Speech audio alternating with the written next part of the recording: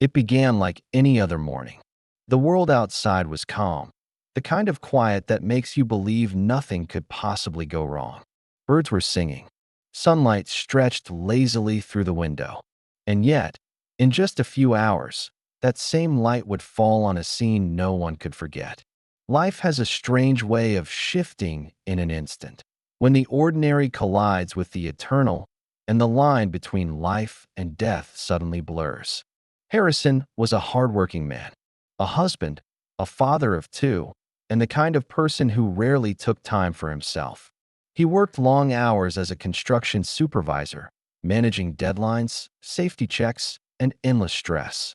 He wasn't a bad man, just busy, constantly saying, "I'll slow down one day." He believed in God, but faith had become something he tucked away for Sundays.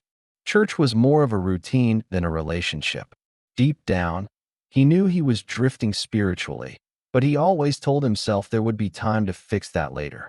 One Friday morning, Harrison woke up feeling unusually tired. His chest felt heavy, and there was a strange tingling in his left arm. But he brushed it off. Probably just stress, he thought, grabbing his coffee and heading out the door. By noon, the sun was blazing, and he was on site inspecting a scaffold. His co-workers later said he looked pale, but he insisted he was fine. A few minutes later, while giving instructions to a worker, his voice trailed off mid-sentence. His eyes rolled back, and he collapsed, hard, onto the concrete. Panic erupted. Someone shouted, "Call 911." Another man dropped to his knees, checking for a pulse. But there was none. Harrison's heart had stopped. For the next several minutes, chaos turned to desperate prayer. One of his co-workers, a believer named Daniel, began chest compressions, whispering, "In Jesus' name, come back. Please come back." The ambulance arrived fast, but by the time the paramedics took over, Harrison had been gone for over 5 minutes. No heartbeat, no breathing, nothing. At the hospital, doctors worked furiously, defibrillator shocks, injections, oxygen. Still, there was no sign of life. One of the nurses said softly, "We might have lost him." But that was just what the people in the room could see. Because while his body lay lifeless, Harrison was somewhere else entirely. He later described it as a moment of total silence, then light. Not harsh, not blinding, just perfect. Warm, pure, alive. It didn't look like the sunlight he knew. It felt like love itself. He said he felt no fear, no pain, no weight of this world. Instead, there was peace, deeper than any peace he had ever known. He became aware of a presence beside him. It wasn't a voice at first, but a knowing, gentle and strong. Then he heard it. "You were not ready." He turned, though he couldn't tell how he moved. In the distance, he saw what looked like an endless expanse of beauty, colors beyond human imagination, sounds that felt alive. And standing there was a figure that radiated light. Harrison couldn't see the face clearly, but he knew. Somehow, deep within his spirit, he knew. It was Jesus. The love that poured from that presence was overwhelming. Harrison said later, "It wasn't like being judged. It was like being completely seen and completely loved at the same time." He saw flashes of his life, not like a movie, but moments of truth. Times he had ignored the quiet voice urging him to pray. The years, he said later, to spending time with God. And then, moments of grace, his daughter's laughter, his wife's prayers, the times he had unknowingly shown kindness to strangers. Everything was connected. Every small act of love mattered. Jesus spoke again, not in anger, but in sorrowful love. "There is still a purpose for your life. Go back. Tell them I am real. Tell them I still save." And just like that, everything went dark. Back in the hospital, the flatline tone suddenly changed. One of the doctors gasped, "We've got a heartbeat." Nurses scrambled, calling out vitals. Harrison's body jerked slightly, his chest rising again. After several long seconds, his eyes fluttered open. Weak, confused, barely able to speak, but alive. The doctor looked stunned. "We lost you for almost 10 minutes, he said quietly. "But you're back." Harrison tried to respond, but tears filled his eyes. He couldn't find words. The memory of that light, that love, it was more real than the room around him. Over the next few days, as he recovered, the doctors called it a medical miracle. They said most people with that much time without oxygen would suffer severe brain damage. But Harrison was perfectly alert, remembering everything, every name, every detail. He told his wife what had happened. She wept as he described the light, the presence, and the message he had been given. From that moment, everything changed.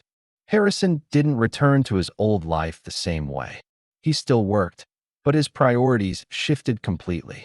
He started each day with prayer, not his phone. He began talking to people about what he'd seen, not to draw attention, but to give hope. He told anyone who would listen, "You don't realize how much you're loved until you've been that close to eternity." He began visiting hospitals, sharing his story with families in despair. He told them how real God's mercy is, how fragile this life can be, and how nothing, no success, no failure, no sin, is beyond the reach of God's grace. When people asked if he was afraid to die again, he would smile and say, "Not anymore. I've seen what waits on the other side." Months passed, and Harrison's testimony began to spread. Church groups invited him to speak. Journalists tried to make it sound like a medical anomaly, but Harrison never argued. He simply said, "Doctors may have brought me back, but God gave me life again." He often quoted Psalm 103, "Bless the Lord, O my soul, who redeems your life from destruction, who crowns you with loving kindness and tender mercies." Because that's what he felt, redeemed, crowned with mercy. He spoke softly, never theatrically, never trying to convince anyone. His story alone carried power. People could feel the truth when he spoke. And that truth wasn't just about dying, it was about living differently. He told people, "Don't wait until you lose everything to realize what matters. Don't wait until your heart stops to start living with purpose." One evening, a young man approached him after a church meeting. He was in tears. "I was about to give up," the man said. "But your story, what you saw, it gave me hope." Harrison smiled gently. "That's why I came back," he said, "to remind people that Jesus is still saving lives and souls." Years later, Harrison still wakes up every morning grateful for the chance he almost didn't have. Some nights he dreams of that light again, the warmth, the love, the voice that told him there was still purpose. And each time, he wakes with the same prayer: "Lord, let me live today for you." Because once you've seen eternity, you never see this life the same way again. Harrison's story isn't just about dying and coming back. It's about discovering what it truly means to live. It's a reminder that faith isn't something we keep on a shelf for Sunday mornings. It's the breath in our lungs, the grace that meets us in our weakness, and the love that refuses to let go. As Jesus said in John 11, verse 25, "I am the resurrection and the life. Whoever believes in me will live, even though they die." And for Harrison, those words became more than a verse. They became his story. They became his second chance. They became the proof that God is still working miracles, one heart at a time. If this story touched your heart, take a moment to subscribe. Join us as we share more real stories of faith, hope, and the power of God's hand at work in everyday lives. Your subscription helps spread these messages to others who need encouragement. Thank you for watching this episode.